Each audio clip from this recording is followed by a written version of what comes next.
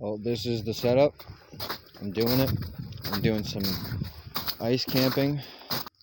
And now it looks like all the water on top of the ice is running back in the only hole on this lake.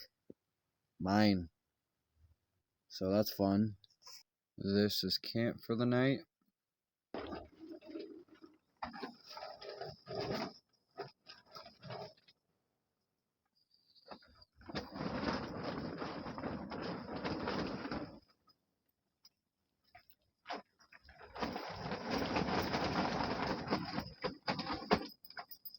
4 a.m.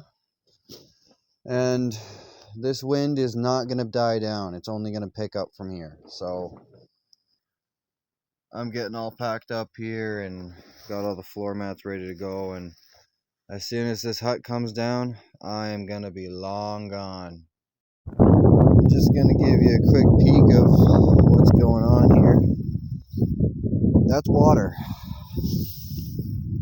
And that's like almost an inch of water. So that's no fun.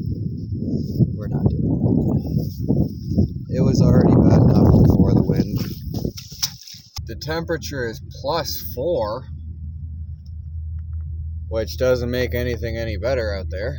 And I just left the boat launch.